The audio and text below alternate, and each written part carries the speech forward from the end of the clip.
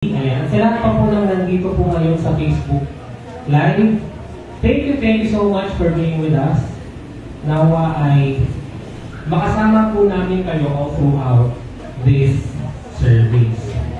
Ayan. So, pwede bang paki-tap mo naman yung likuran mo nasa katabi mo. Paki-tap mo yung likod niya. Yung mahina lang naman. Masyado yung baka mabigla mo. Tapos, sabihin nyo, masaya ako nandito ka na naman, kapatid. Amen. Okay, question. Mag-survey nga tayo. Sino po dito ang wala pang absent since naging topic natin dito nung second Sunday? Kasi pangatlo na po ito. Pakitaas nga po yung kamay na consistent since part 1, part 2, part 3 ng message ay nandito po.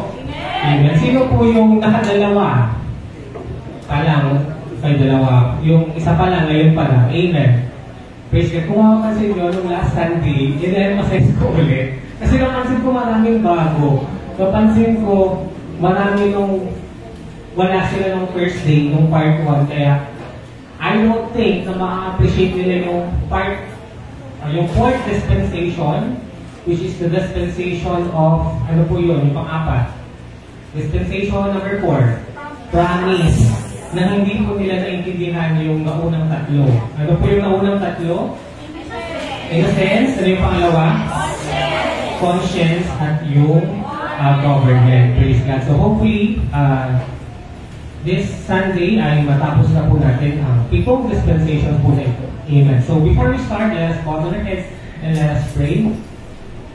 O Heavenly Father, samahan mo po kami muli sa aming pag-aaral ng iyong salita sa araw na ito. At ngayon mo po ang iyong mensahero. Ikaw na po ang maging speaker at tagapagturo po namin ngayon, Lord. Lord, padalangin po namin na maunawaan po namin ang tamang pagbabahagi ng iyong salita. Nawa Panginoon ay matuto po kami na mas lalo pang mag-aral at lumanin sa iyong banal na salita, Panginoon. Nawa Lord God ay kumilos ka po sa buhay ng bawat isa at maging ehemplo at daluyan mo po kami ng pagpapala. Nawa Lord God, gamitin mo po rin ang bawat isa na may bahagi po nila ang lahat-lahat na napapakinggan po nila tuwing linggo sa Amazing Grace Church. Ito po ang aming panalangin sa matamis na pangalan ni Jesus. Amen. Praise God. So, gusto ko lang po pasalamatan si Lord sa bagong mission point na binuksan niya sa ating church, ang Bunuan Mission Point. Palapakan natin ulit si Lord sa buhay ng ating mga workers sa Mission Point. Praise God. Meron po tayong bagong tahanan na gagamitin ni Lord para mas maraming kaluluwa ang kanyang mabahagian ng kanyang salita. Amen! Praise God. So, ipagpapatuloy natin ang ating pag-aaral sa 7 dispensations of rightly dividing the Word of God. Again, ano po ang Tagalog ng dispensation? Pamamahagi or pagbabahabahagi or paghahati-hati. Amen. Ayan. Sa English, ang dispensation po ay distribution or division or paghahati-hati or pagbabahabahagi. Praise God. Napansin nyo ba na pag inuulit-ulit natin yung lecture, mas na tumatanim siya sa atin at mas naalala po natin siya. Amen? Kasi naniniwala po ako na kapag tinuro lang po ito ng isang linggo, baka po after the following week, hindi na po natin maalala yung mga dispensation po na ito. Amen? Or mag-juggle na natin sila, mapagkalo-kalo na natin sila, at hindi na natin makita yung kanilang pagkakaiba. Amen? And I believe, kapag maganda po yung foundation natin dito sa 7 dispensation, hindi tayo malilito sa mga katuruan, at hindi din po tayo malilito sa pag-aaral ng Bible. Amen? Naibahagi po ito sa amin nila Pastor Noel and Pastor Rona. Kasi nung nag-Bible school po sila ay isa po ito sa mga itinuturo sa Bible school na dapat alam mo yung 7 na dispensation or pagbabahabahagi ng Bible para alam mo kung anong dispensation ka kasama. Amen. Kung anong utos or batas or ipinapagawa ng Diyos ang kasama ka. Amen. At ano naman yung mga dating utos ng Diyos na tapos na at ibinigay niya sa mga mas nauunang tao na nasabi po sa Bible, na hindi na po tayo parte. Praise God. So, let us review the 7 dispensation. Ano ulit yung number 1? Innocence. Praise God. But before I proceed, naalala niyo po yung acronym or key term na sinasabi po ni Sister Miley para ma-memorize natin yung 7 dispensation. Naalala niyo po yung sinuggest niya po na acronym. Ano po yung sinabi niya? Kasi I will adapt that acronym para hindi ko na makalimutan yung 7 ito in order. Ano po yung sinuggest niya? IC, Government, Promise, Law, GT. Amen? Parang sa Tagalog, nakikita ko na ang gobyerno ay laging nangangako ng mga batas. Amen? So yung IC, parang I, C na nakikita, pero ang kukunin natin doon, yung letter C. Amen? Kasi, isulat nyo dyan, I, C, Promise, Government, Promise, Law. Amen? GT. Okay, praise God. So ano po yung I sa IC? Innocence. Ano po yung C? Conscience. So IC, third, government. IC the government, promise. Ano po yung pinapromise nila? Batas, law. Tapos yung GT po natin, grace and tribulation. Ayan. So, huwag niyo po kalilimutan yung IC promise. IC government promise law GT. Kagaya nung sinuggest rin ni Ate Martin about 7 Levitical feasts. Alam niyo pa po yung 7 Levitical feasts natin? Kita. Amen. P-U-F, P, tapos T-A-T. Yan. Praise God. So I hope ay naalala pa po natin yun. Ano ulit yung PLSPG? Amen. P stands for people. L stands for law. S stands for yung P. And G, grace. So yan po yung titignan natin sa bawat dispensation. Again, ano yung key term natin sa bawat dispensation? Let's start with innocence. Adam and Eve. Amen. Sa second dispensation, conscience. Praise God. Noah and the flood. Third dispensation, Tower of Babel. The story of Tower of Babel. And last Sunday we talked about promise. The story of Abraham. Fifth dispensation, law, which our key terms is Moses and the 10 Commandments. Ano po yung number 6? Si Jesus for the dispensation of grace. And last dispensation, tribulation. Ang key term natin ay rapture and the second coming. Praise God! Ayan, so let me introduce to you to this table. Ayan, ito po yung ginagdag ko po na slide for our presentation. May kita nyo po sa unang column yung 7 dispensation. Nakikita nyo po, ito po yun. The first column is this, and these are the 7 dispensations. We have innocence, conscience, government, promise, law, grace, and tribulation. Amen. Tapos yung mga susunod na column ay yung PLSTG. Amen? So, yun yung people, ito yung law sa bawat dispensation, ito po yung sin sa bawat dispensation, yun po yung punishment, and yun po yung grace. Ayan, so, ginawa ko po ito kasi para makita nyo po yung comparison ng bawat dispensation. Amen? Nakita nyo po na, okay, kapag sa innocence, ang parusa sa kanila ay spiritual death and physical death. Sa promise, ang kanilang punishment is that they were made slaves in Egypt and all their firstborn were killed. Ayan. So, naunawahan po natin kung paano niyo po ikukumpara ang 7 dispensation po na ito through this table. Amen. Don't worry kasi nag-print po ako nito. So, we hope to give everyone a copy of this table para po compare nyo sila at makita nyo yung buong picture ng 7 dispensation. Amen? Kasi di ba ang ginagawa lang natin, isang dispensation, nandoon na yung PLSTG. Amen? But I want you also to see the entire Bible through this table. Amen? Para makita nyo na lahat sila. Kasi dito po tayo matatapos. Amen? And gusto ko na po itong ipakita ngayon. Kasi gusto ko pong i-highlight yung naging question ni Sister Marnie last Sunday about tithes and offering. Okay? However, kung titignan nyo po yung mga law, okay, punta po tayo sa pangatlong column, yung mga law, yung mga nasa taas, nakikita nyo po itong table. Kasi if hindi nyo po siya nakikita, hindi po kayo makakarelate. Amen? At hindi nyo po alam kung yung mga pinagtuturo po sa baba. Kaya I hope ay makahanap po kayo ng upuan sa baba at makita nyo po itong table na to. Okay. For the second, hahanapin natin yung law. Wait lang. Dito pala, sa punishment, sa number 4, makikita natin na ang parusa lagi ay kamatayan. Napansin niyo po yun na ang laging parusa ay kamatayan. So, for example, sa innocence, ano yung naging punishment? Spiritual and physical death. Amen? Sa second dispensation, ano yung naging parusa? Kamatayan din through flood. Amen. Yung number 3 government, ano din yung naging parusa? Kamatayan din sa pamagitan ng pag-ulan ng apoy. Amen? Kasi because of that fire, marami po ang namatay. Amen.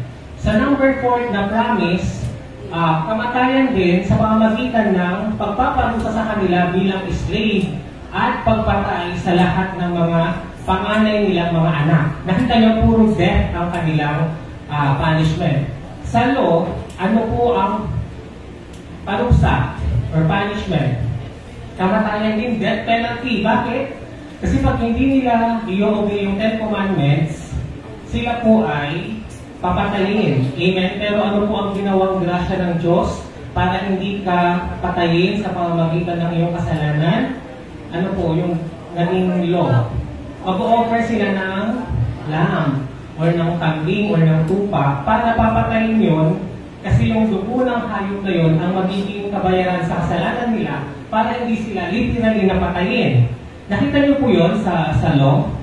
Malinaw po? Okay. Sa grace naman po natin ngayon, ano ang parusa kapag hindi mo tinanggap si Jesus? Sa impyerno. Amen?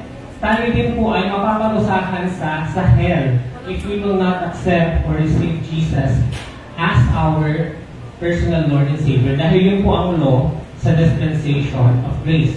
And for the last, ayan, ano na naman po ang punishment? Ang punishment na naman po is kamatayan through great trouble and suffering. Amen? So, sa tribulation, literal na papahirapan, paparusahan yung mga matitirang tao sa mundo. Kasi po, parang sinasabi nila, magkakaroon ng one religion, one government, tapos may mga microchip na sapilitan ka ng pipilitin na i-reject si Jesus or wag mo siyang tanggapin. Kasi kapag hindi mo siya i-reject, literal na papatayin ka na sa tribulation na mangyayari after rapture and second coming. Ayan. So, nakita niyo po ba na puro kamatayan po ang kaparusahan sa mga dispensation po na ito. Amen. And yung nabanggit po kasi na about tithes and offering, wala po yun sa mga utos na kailangan natin mag-tithes para tayo ay hindi mamatay.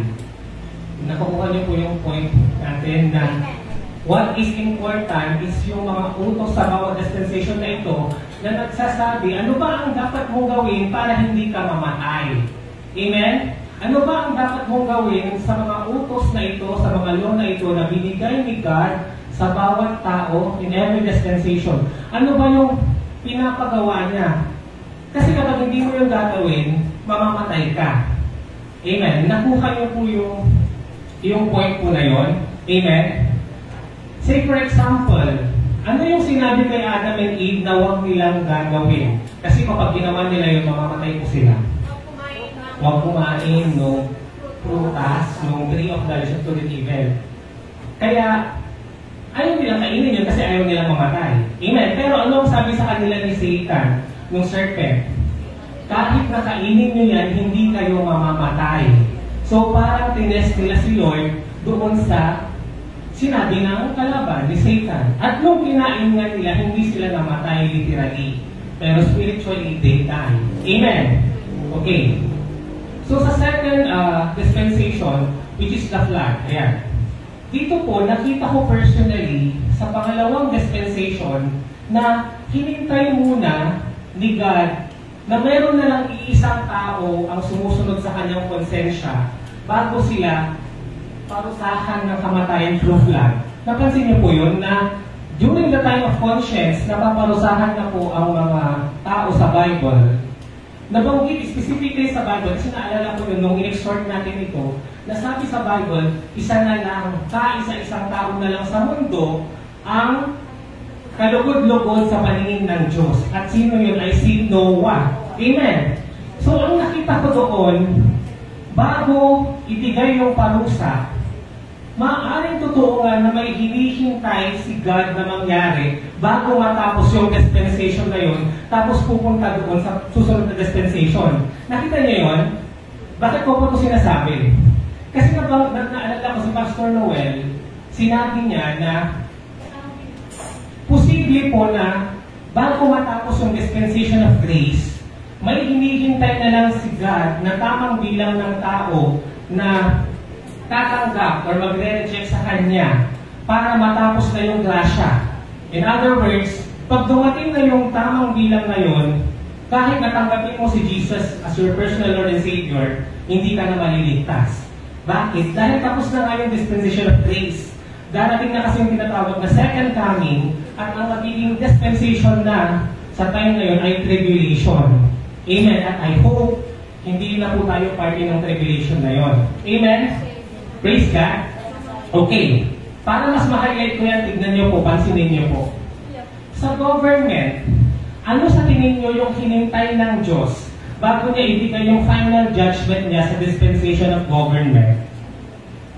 Ano po yung nakita nyo? Nakita ko to kasi personally. Nung ginawa ko tong table na to, doon ako na-amaze na, o nga no, parang meron nang hinihintay si God na peak point or peakest point bago matatapos yung dispensation na yun, tapos magkakaroon siya ng bagong rule or ng bagong law or ng bagong utos sa mga tao. Ano po ang hinintay ni God sa government? Any idea? Amen. Ang nakita ko po sa government, hinintay ni God na matapos nila yung Tower of Babel bago niya sinira. Amen? Kasi bakit hindi niya yung sinira nung mababa pa siya, o nung kalahati pa siya, o nung medyo mataas pa siya? Tinignan niya talaga na yung nasa pinaka-pikes na kayang-kaya nila na pataasin itong Tower of Babel na ito. At nung nakita nila yung pinaka-peak na natapos na nila halos, kasi nasabi po yun sa Bible na matapos na nila or tapos na nila yung Tower of Babel.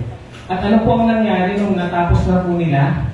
Ito po ay pinaulanan ng apoy at namatay po ang mga taong nandoon. At nag-speak sila in different language. Amen? Praise God.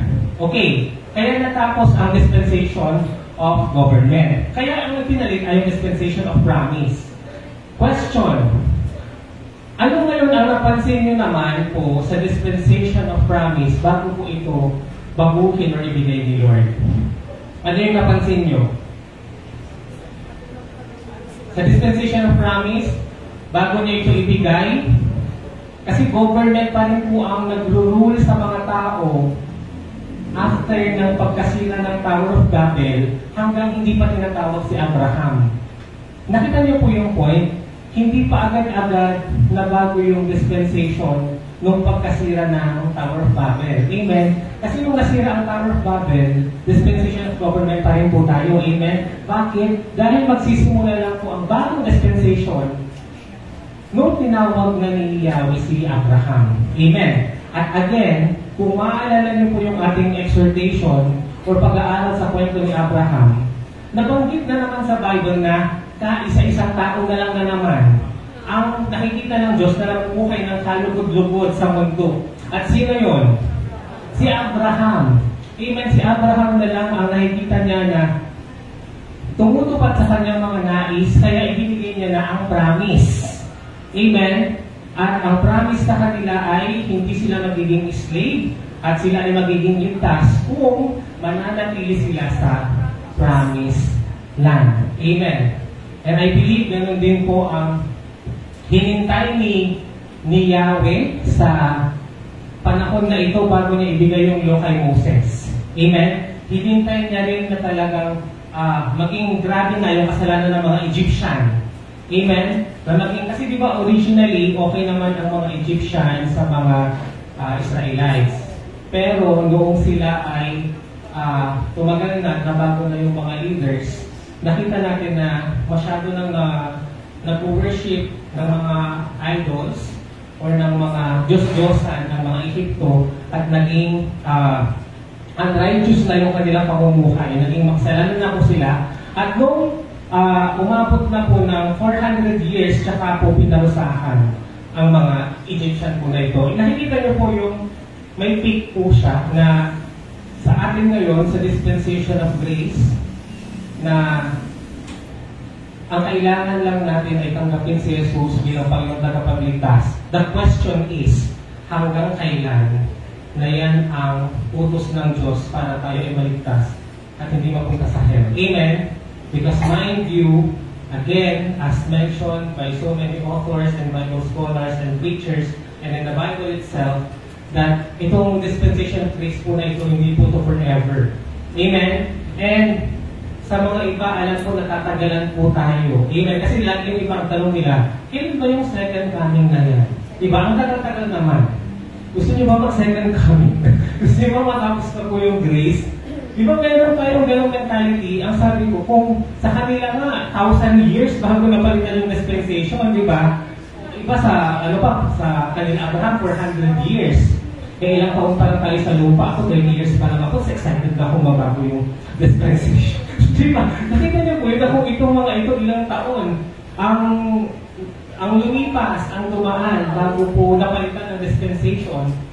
So, I believe, hindi na po natin problema kung ilang taon ang lilipas pa or kakailanganin pang dumating para mabago ang dispensation of grace. Amen? What is important, tayo po ay malaya pa na maligtas sa impyerno dahil sa dispensation natin, ang kailangan natin gawin ay ang tanggapin si Jesus bilang ating Panginoon at tagapagligtas para tayo ay magkaroon ng buhay na walang hanggan at hindi mapunta sa impyerno. Amen! Praise God. So ngayon, tinatawagan ko po ang technical team. Pakibaba po ang charger po ng laptop dahil palumat na po siya. Ayan. So, napicturean niyo po ba ito? Ayan. Amen. Praise God. Okay, so let's review again yung mga naunang 4 na dispensation bago tayo pumunta sa number 5. Ano po yung unang dispensation ulit? Innocence na ang mga taong kausap ng Diyos ay at ang utos sa kanilang panahon para hindi mamatay ay huwag kainin ang prutas ng puno ng nagbibigay ng knowledge of good and evil. Ano yung kanilang nakagkasalanan? Kinain nila or ginawa na kinain ang prutas na ito. Kaya ang punishment ay namatay sila spiritually at nagkaroon na tuloy ng physical death. At ano ang naging grace? Pumatay ang Diyos ng hayop at ginamit niya ang skin ng hayop na ito para pagtakpan ang kanilang kasalanan at ang kanilang katawan. Amen.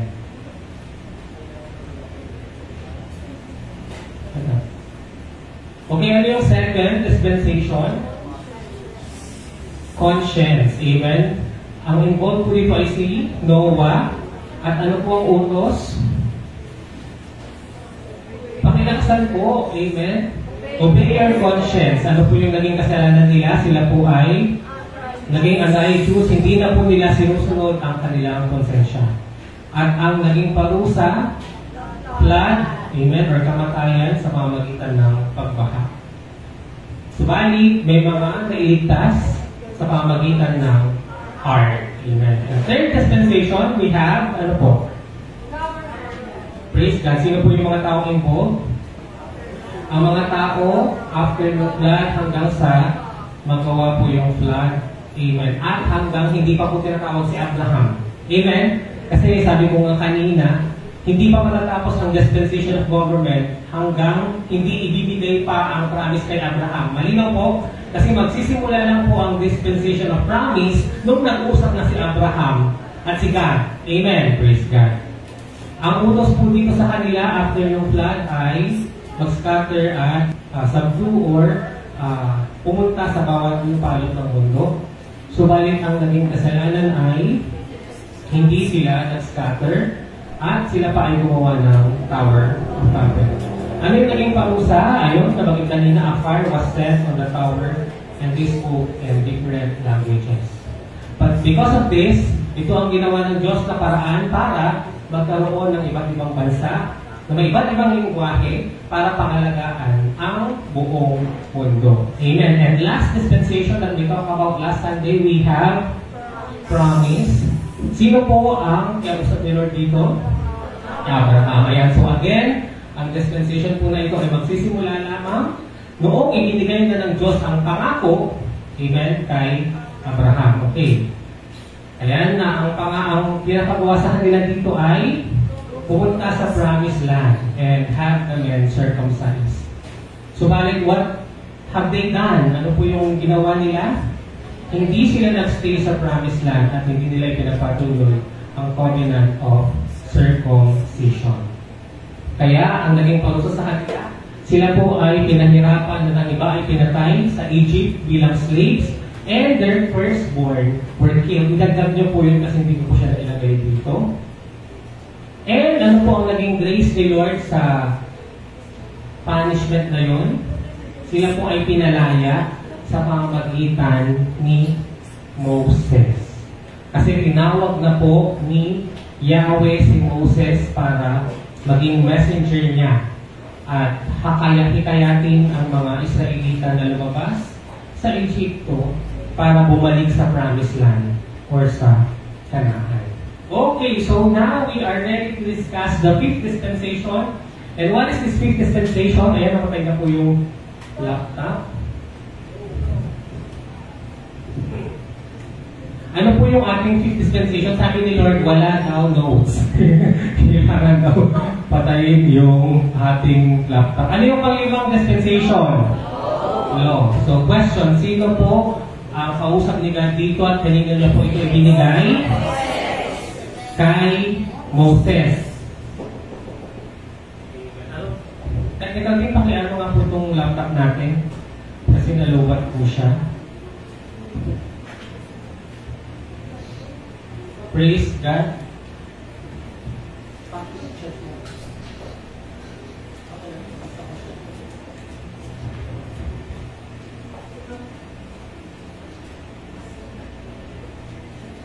Ayan, so gentle reminder po sa ating technical team, make sure na ang ating laptop is fully charged once you are creating the PowerPoint presentation para po during the message po ay ito po ay hindi mamamatay. Amen! Amen. Praise God.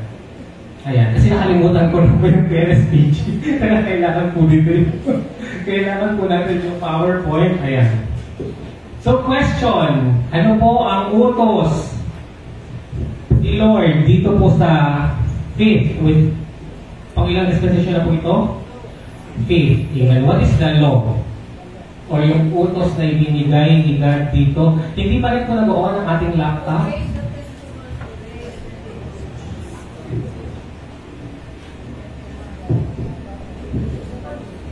Ano po yung law dito? Obey the 10 Commandments. Amen. Technical team, please kindly assist me po dito sa harap na hindi po nag-on yung laptop. Okay, so what now the kasalanan? Kasi diba, people, Moses. Law, ano po yung law? The 10 Commandments. Obey the 10 Commandments. Ano po yung naging sin po nila dito? Amen. Praise God. They did not obey the law, specifically the 10 Commandments. Bakit? Kasi diba sa kanila, sa dispensation of law, kailangan lahat ng utos or ng 10 Commandments ay gagawin mo.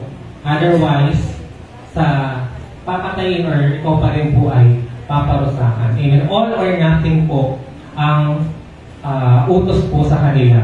Amen. Okay, so asan na po tayo? PLSP. Ano pong naging punishment? Death penalty. Bakit? Dahil kapag ikaw po ay nag-disobey or sumuway sa mga 10 commandments po na ibinigay ng Diyos na pinag-aralan natin sa Exodus, Leviticus, and Numbers. Ano po ang kaparusahan nun? Death penalty or kamatayan. Amen! But still, praise God, kasi finally, nagbigay pa rin po ang Diyos ng paraan para hindi po sila mamatay. Amen! At ano po ang naging grace or ginawa ni Lord under this dispensation of law? Amen! Kaya po, di ba, dito na po nagsimula yung paggawa nila ng tabernacle, at sa tabernacle, i-offer po nila yung, ano po yun, yung kambing or yung lamb, yung hayop po na yun na kanilang papatayin para yung dugo po ng hayop na yun ang kanilang magiging sin offering. Amen? Sin offering po yun para sa kasalanan nila, kasi in a way, yung kasalanan nila ay pagbabayaran nino nung hayop. Amen? Kasi yung hayop na po yung papatayin. At sila na dapat papatayin ay hindi na po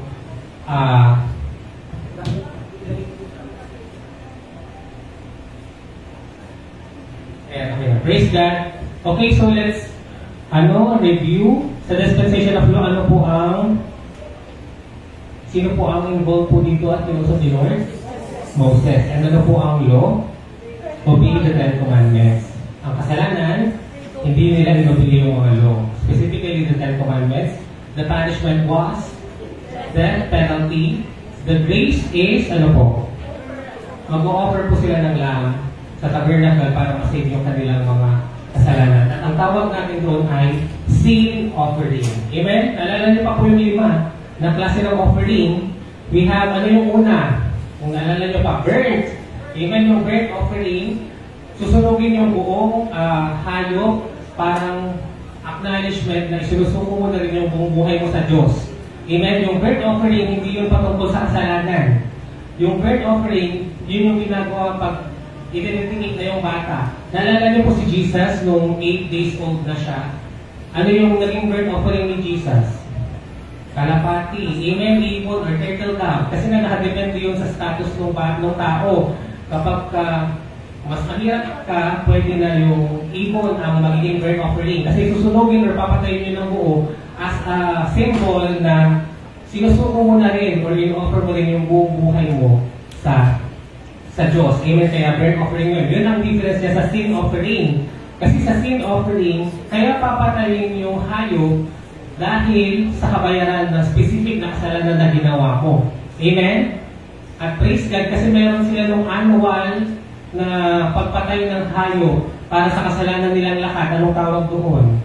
The Day of Atonement. Amen. Naalala niyo po yung once a year. Yung atonement na papatayin ng high priest ay i-cover niya na.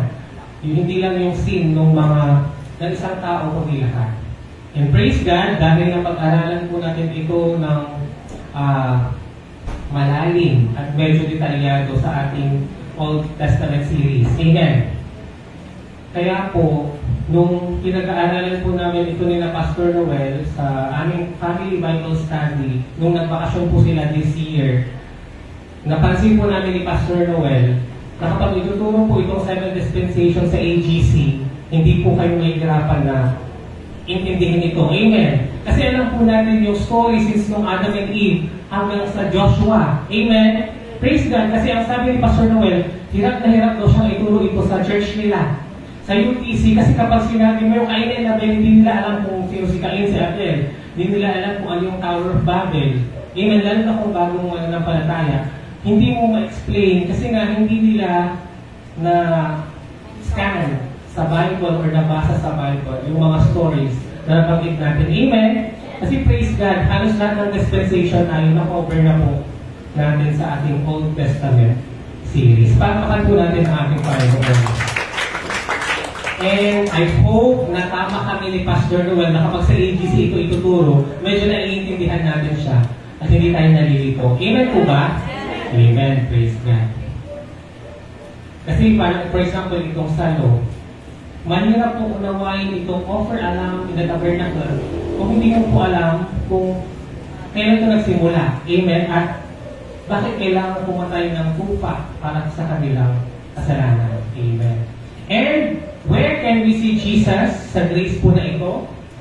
Saan po natin may akseso? Sa naam. Amen. Na parang siya po yung tupa na pinatay dahil sa kanyang kamatayan ay napagbayaran niya ang kasalanan ng sanlibutan. Amen. Praise the Lord. So number 6, what is the sixth dispensation? We have grace, and praise ka, dito na po yung dispensation natin ngayon. Palpahan natin si Lord. Hallelujah. Yan. Ang saya siguro kung may interview tayo na pinanganak siya ng dispensation of government, no? Kasi kikwento niya sa atin kung kamusta yung experience niya nung ano. Or sana kung meron ng video doon, nag-vlog siya, di ba? Tapos pinlog niya yung habang baha yung ano, pinabaha yung mundo, di ba? Tapos nakita natin kung ano itsura ng mga sinakay ng hayop sa ano, sa art. Sana vlogger na si Noah noon, di ba? Di mas dito. Or yung mga character ko sa Bible, ang saya, napaka informative sigurado po yung ano, yung Bible. Amen. Pero sabi nga sa Bible, blessed are those who do not see but yet they believe. Amen. Kasi sa Bible, to believe is to see. Para makita mo, dapat mo munang maniwala. Which is kabaliktaran sa standard ng mundong ito. Dahil sa mundong ito, para mapaniwala mo ang tao, kailangan mo muna itong maipakita. Amen. At ang salvation na pinag-uusapan natin, kailangan po ng paniniwala, ng pananampalataya, ng faith. Amen. Bakit? Kasi meron ba sa inyo dito ang nakakita ng resurrection ni Jesus Christ? Amen. Meron ba dito ang nakakita ng tungod niya na nawasak tapos umakyat sa langit?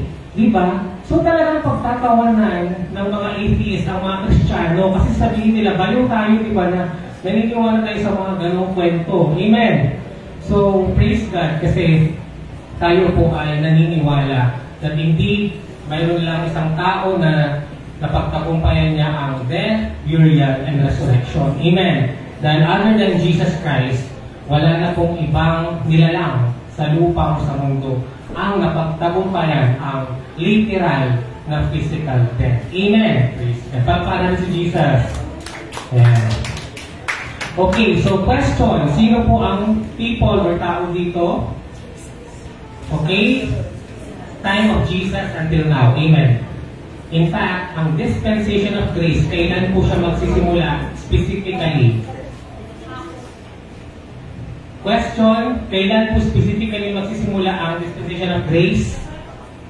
Sa resurrection. Amen. Kasi, nung nabubuhay pa po si Jesus, may laman pa po siya, may hininga pa siya, nakakausap pa niya ang mga tao, nakakasalamuhan niya pa ang mga tao. Ano po ang dispensation nila?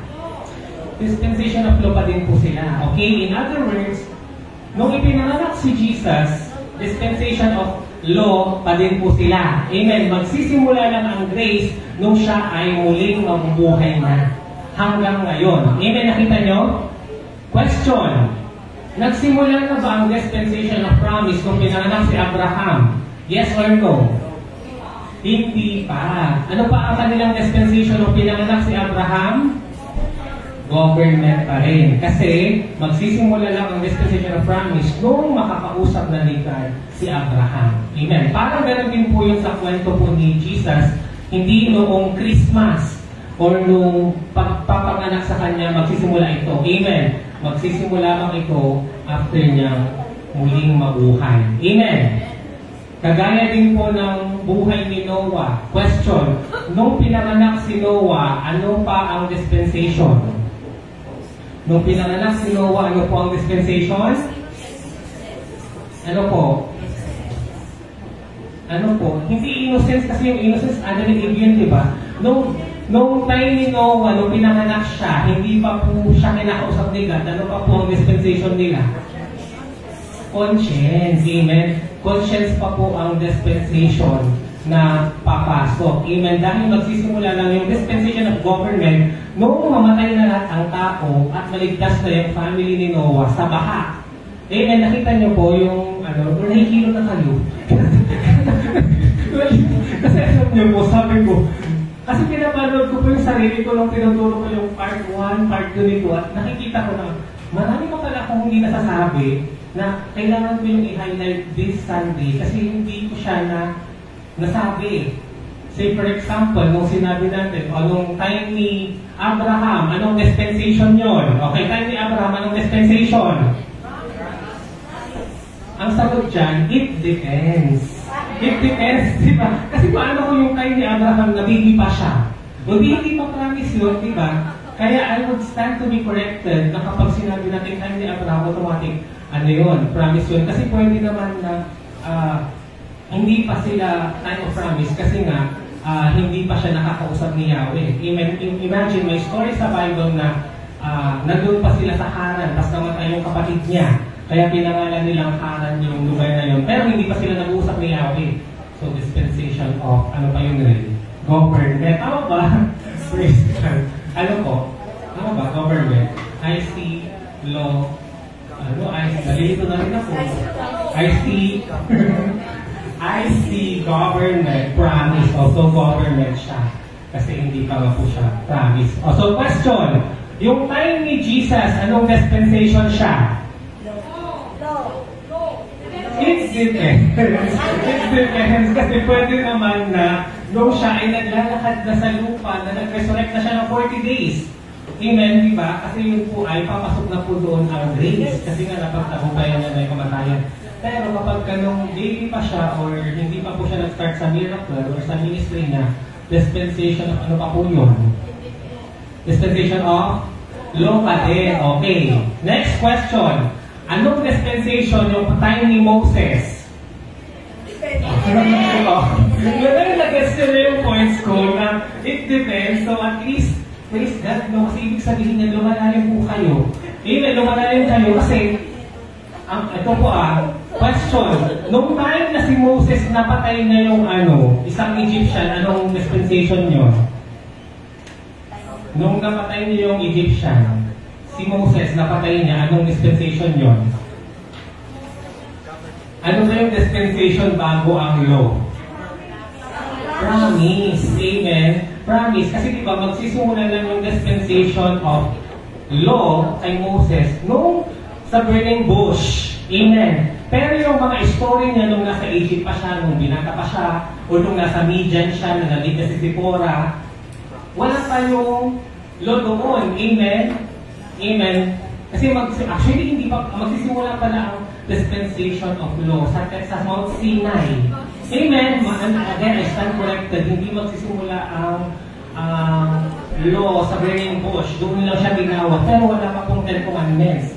Amen. So, nakita nyo, ngayon, yung pag-cross nila ng Red Sea, anong dispensation yun? Promise.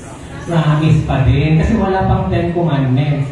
Nakita nyo ngayon na napaka-komplikado pala nitong dispensation na ito na akala natin pag law, kita si Moses. So pag sinabi mo si Moses, automatic yung kwento ng buhay niya o throughout na journey niya, dispensation of law. Hindi pala, di ba? Naabutan pala ni Moses ang dispensation of promise na ibinigay ka Abraham. Amen. Kasi hindi pa nagsisimula yung 10 commandments na ibibigay ni God sa Mount Sinai.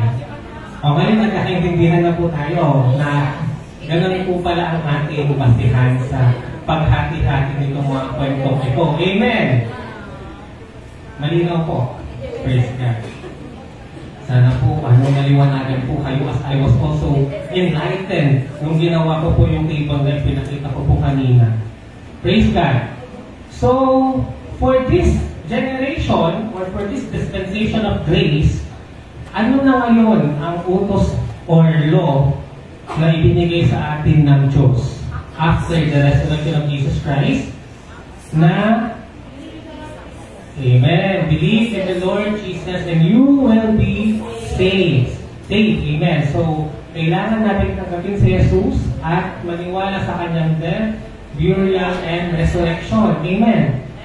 Kailangan maniwala po tayo na muli siyang nabuhay. Amen. Kasi baka naman ang belief lang natin sa kanya is yung namatay lang siya or pinanganak siya pero hindi naman tayo naniniwala na napagtagumpayan niya ang kamatayan.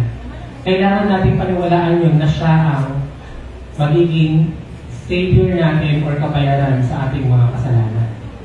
But, for this dispensation, ano ang naging kasalanan ng mga tao at patuloy na nagiging kasalanan natin dahil nasa dispensation of grace pa rin tayo? Ano po? Pakilakasan po. Praise God. Ang nagiging disobedience for this dispensation na kung saan tayo ay parte ay ang pag-deny or ang pag-reject ng tao kay Jesus. Amen. Kaya sa mga mission point natin, ang laging mission natin ay tanggapin ng tao si Jesus bilang kanyang Panginoon tagapagligtas para hindi po siya ma-punish or maparusahan. So, question, ano po ba ang kaparusahan sa dispensation of grace kapag hindi mo po tatanggapin si Jesus? Amen. So, again, death na naman po ito at ang kamatayan ito ay ma-experience mo. Eternally din po siya. Walang hanggan, walang katapusan. Parang yung buhay mo sa langit, walang hanggan pagtatanggapin mo si Jesus. Pero sa mga i-reject siya o hindi siya tatanggapin, sila ay paparusahan sa impyerno. So, bakit sa ating dispensation, ano ngayon ang grasya? Ano ngayon ang grace? Ano ngayon ang ginawa ng Diyos na up until now ay available pa din sa lahat ng tao para tayo ay maligtas sa impyerno? Ano po ang grace dito? Amen. John 3:16, For God so loved the world that He gave His only begotten Son, that whomsoever believes in Him shall not perish, but have an everlasting life. So yun po ang grasya ni God sa ating mga tao na gustong maligtas mula sa impyerno. Kailangan po natin tanggapin si Jesus bilang ating tagapagligtas. Amen. So question, sa dispensation natin ngayon, ano pong tawag? Grace. Naniniwala po ba kayo na para maligtas tayo ay sisindihan natin ng kandila ang mga patay? Yes or no? Okay, naniniwala po ba kayo na kailangan natin ipag-rosaryo o ipagdasal ang mga patay para maligtas sila sa hell? Ayan, so I believe kaya nila nasasabi kasi hindi na kayo ngayon nalilito at naiintindihan nila yung Bible. Amen, kasi yun po yung sometimes gagamitin ng kalaban, yung pipigilan niya tayo na magbasa ng Bible para hindi natin malaman yung katotohanan. Amen. Alam niyo po, I've experienced this nung medyo bata-bata pa po ako Christian. Tapos, tinatry ko pong mag-preach kay mamay ko. Hello mama, shoutout sa'yo. Sabi niya kasi sa akin, dapat ang nagbabasa ng Bible, ang nagtuturo ng Bible ay mga pari. Sabi niya, in a way, parang wala tayong karapatan na buklatin yung Bible or basahin yun. Kasi, kailangan mo muna maging Bible scholar or mag-attend ng seminary. Di ba sila ay mag-aaral muna? Kasi may tamang interpretation dyan. So, kahit anong gawin natin, hindi natin yan uunawaan. So ngayon nakikita nyo na ba na kayang ipaliwanag ito ni Lord through the Holy Spirit na ibinigay niya sa atin kahit hindi tayo maging pari. Amen? Or hindi tayo magmimisa or magkandak ng mga misa. Amen? Praise God. At nakita natin that we were once blind but now we can see. Amen? And praise God. Kaya sabi ko po sa inyo, pag nagbabasa po kayo ng Bible, at hindi niyo po ito maunawaan, always ask the Holy Spirit na nasa inyo na ipaliwanag niya po ito. Amen. Kasi hindi po lahat ng tanong natin ay masasagot po ng mga pastor o ng tao. Sometimes ang Diyos din mismo ang sasagot ng tanong ninyo through the Spirit po na nasa inyo. Amen. Kaya sometimes magkakaroon kayo ng idea or ng mga maiisip na in a way parang nagiging klaro o nasasagot yung ating mga tanong. Amen. That's the power of prayer. That's the power of the Holy Spirit that is in us. Amen. Praise the Lord. So finally, we have come to the last dispensation, and I hope wala po sa atin ang mapasama sa huling dispensation na ito. Amen. What's the last dispensation? The tribulation. Question. Kailan po ito magsisimula? Kailan po magsisimula ang dispensation of tribulation? Kapag nangyari na po yung sinasabi sa Bible na rapture and second coming. Amen. Yung rapture po, ang mangyayari po dyan, as according sa Revelation, sa mga prophecy ni na Paul, John and Paul, yung mga tao na tumanggap kay Jesus, pero buhay pa sa lupa, ay hindi na makaka-experience ng physical death kasi masasama na sila sa heaven. Amen? In other words, maaaring mangyari ang punto na may mga taong mabubuhay na mai-experience nila both ang dispensation of grace at dispensation of tribulation. Kinakita nyo, parang si Moses, na na-experience niya pareho ang dispensation of promise at dispensation of dispensation of law. Kasi dispensation of law siya. Amen. Kahit yung mga anak niya at yung mga kapatid niya, kuya sila Aaron, di ba? Na-experience nila ang parehong dispensation. Amen. So, possible din po na may mga tao na ipapanganak sila sa dispensation of grace, which is sa panahon ngayon, at tumanggap sila kay Lord. So, balik, habang buhay pa sila, mangyayari na yung rapture at second coming. Yun yung muling pagbalik ni Jesus sa lupa na kanyang ipinangako. Amen? Kasi yung umakyat po siya sa langit, sabi niya, babalik ako dito. At kung paano nyo ako nakita umakyat, ganoon din nyo ako makikita pabalik. Amen? So, paano kayo mangyari? Siguro nakalive ba, no? Para makita ng buong mundo. Kasi iniisip ko, kung nasa isang lugar lang siya babalik, tapos, for example, babalik siya sa USA, tapos nasa Philippines ka, paano mo makikita ng pabalik niya? Yun yung naisip ko noon. Pero hindi natin alam kung paano yung second coming. Pero naisip ko rin na siguro dahil sa technology, tapos nilalike yung pagbaba niya. So napapanood na rin natin para yung laban ni Carlos Yulo, di ba? Kahit wala tayo sa Paris, napanood natin ang live yung kanyang actual na pagkapanalo ng gold. Yun, tapos yung laban ni EJ. Kasi yung laban ni EJ, nakuya talaga ako doon hanggang 4 AM, pinanood ko yun. Kung kaya pagdating mo ng pasok ko. EJ, nakuya na ba yun? Even kaya pagdating ko ng office nung kinamagano, wala akong tulog kilo talaga ako sa meeting namin dahil gusto ko talaga mapanood yung live ng Olympics, praise God. Kasi iba yung excitement pag actually nakikita mo na hindi pa sila nanalo, di ba? Yung alam mo hindi recorded yung kanilang battle or laban. Ayan. So again, may mga tao na posibleng ma-experience nilang both ang dispensation of grace at tribulation. Amen. Bakit? Dahil maaari na sa time nila, buhay pa sila pag mangyayari yung rapture. Amen. But I hope, kung mangyari man yung rapture, kasama tayo sa rapture. Amen. Amen po. Bakit? Kasi, kapag hindi ka po nakasama sa rapture, may-experience nyo po yung tribulation age or tribulation era. Ano po ang ibig sabihin ng tribulation? Ang ibig sabihin po ng tribulation is search sa Google, great trouble and great suffering. So, kasindik-sindik or katakot-takot na problema, katakot-takot na trouble or suffering or paghihirap. Amen. So, sa time nila, ano ang ibibigay na utos ni Lord? Kasi I believe wala na tayo dito. Kailangan na nilang i-declare si Jesus as the Messiah. At kailangan nilang literal na ma-survive yung tribulation. Amen? Bakit po? Dahil dito po sa dispensation of tribulation, wala na pong makakapag-deny na si Jesus ay Messiah. Kasi nakita na ng lahat yung pagbabalik niya. Amen? Ngayon kasi mahirap pang sabihin na si Jesus ang Messiah kasi sinabi niya babalik siya. Kaso mahirap patunayan yun kasi nga hindi pa nangyayari yung pagbabalik niya. Amen. Pero mind you, sige nga kung lahat ng tao nakita yung pagbabalik niya, tapos isa ka sa mga naiwan na hindi tumanggap sa kanya. Diba? Actually, I guess I stand to be corrected here. Kasi ang naalala ko pala sa tribulation, kahit natanggapin mo si Jesus, tapos na. Kasi sa dispensation of grace lang yun. Ang kailangan mong gawin dito, hindi ka mamatay. Sa tribulation, naalala niyo yung mga nalala niyo yung mga zombie na pelikula. Di ba hanggang sa maubos? Kasi pagkakarating ka ng zombie, magiging zombie ka na din. Kailangan mo ma-survive yung mundo na yun na hindi ka nakakagat. Okay, dito pa na hindi na effective. Mali ako dito, sorry, kasi ako naglagay ng declare Jesus. Or accept mo siya.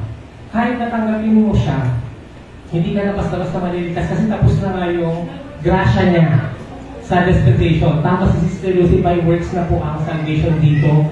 Kailangan literal po na tanggapin mo, gawin mo po yung mga commandments niya at never ever kang magkasala. Amen. Kaya dito, mahirap nang mag-evangelize. Although madali na silang paniwalain na si Jesus ang Messiah, kasi nga nakita natin yun. Pero mahirap nang mabuhay dito kasi hindi na tayo malaya. Sa panahon kasi ng tribulation, dapat lahat ng tao i-reject si Jesus. Kasi nga, ang kalaban na o si Satan na at yung mga tao na nagpakamit kay Satan o yung mga kulto ang mag-lead or mangunguna or may kakaroon ng kapangyarihan sa panahon ito.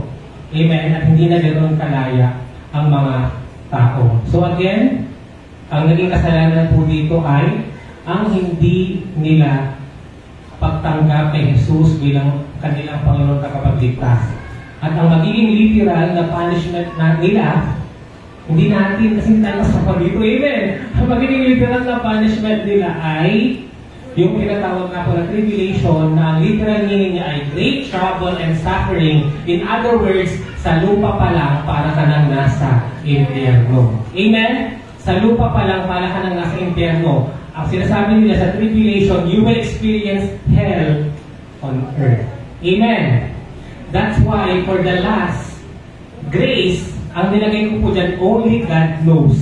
Kasi hindi ko na po talaga alam sa kaka-research ko kung ano pa ang gagawin nila para maligtas, ano ang gagawin ni God dito para maligtas yung mga may iwan sa tribulation. May idea po ba kayo? Or baka alam ko ni Pastor Noel? Pastor Noel, may idea ka ba? Pero I believe hindi pa natin alam kasi hindi pa naman nangyayari ito, di ba? So, I don't know how God will save those people na may iwan sa time ng tribulation. Di ba na idea kung ano po? Meron pa kayang Facebook? Hindi naman na natin malalaman kung nasa langit na po tayo, ano? Amen. Kaya nga, alam niyo po natatawa ako dun sa mga ibang Christian movie na napapanood ko. Kasi may mga ibang Christian movie, the stories about rapture and second coming. Nakapanood na kayo ng Christian movie na gano'n, na nangyari na yung last dispensation, which is yung dispensation of tribulation. Meron kasi isang church na nag-rapture yung mga member dahil yung pastor na iwan siya. Di ba? So, kamusta naman yun? Yung pastor, hindi siya nag-rapture. Hindi yan nag-rapture, siya ang nag-preach. Preach siya lang, preach pero siya pala. Hindi niya in-acknowledge Jesus. I don't know, pero yun yung mga pinakitang illustration na pumunta na sa langit yung mga members niya, pero siya hindi siya na-rapture. So, nag-iwan siya sa tribulation. Kaya sa movie na yun, makikita mo yung Mark of the Beast, yung may mga tatag, yung 666, yung mga gano'n, yun yung makikita mo sa kwento. And I believe, mas nakakatakot o mas grabe pa doon yung mangyayari sa tribulation. Amen!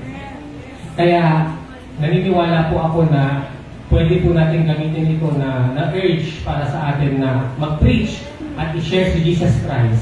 Kasi sa dispensation natin ngayon, we only have to receive, accept Jesus Christ as our personal Lord and Savior para hindi. Amen, napaka-dali, no? Pero yun na nga, kung napakadali, mas lalong ayaw pa nang gawin. Napansin niyo yun, kapag may pinapagawa sa inyo yung teacher ninyo, kapag madali na nga lang, sabi niyo, madali-dali ko yung gagawin. Di ba kapag magpahirap, pero yung kapagawa ng teacher, talagang nag-e-effort tayo para magawa yung pinag-uutos o pinapagawa sa atin. Pero pag madali na lang, sinasawa lang bakala o hindi natin siya pinaprioritize. So, malinaw po. Praise God. So, ito po ulit yung ating table for the entire 7 dispensation, which will make you visualize the entire discussion, and which should also help you na mai-compare ang bawat dispensation po na ito depending sa mga taong involved, sa batas na ibinigay ng Diyos, sa kasalanan, sa kaparusahan, at sa grasya po. Amen. So, diyan po nagtatapos ang ating kwento. Palagpakan po natin ang ating Panginoon. To God be the glory. So, review natin ano ulit yung 7 dispensation. Yung IC Government Promise Law GT. Okay, number 1. Second, third, fourth, fifth, sixth, seventh, revelation. To God be the glory. Ito pa si Lord. So next Saturday, babalik na po tayo sa Joshua series po natin. At tayo po ay nasa Joshua chapter 8 na po, kung not mistaken.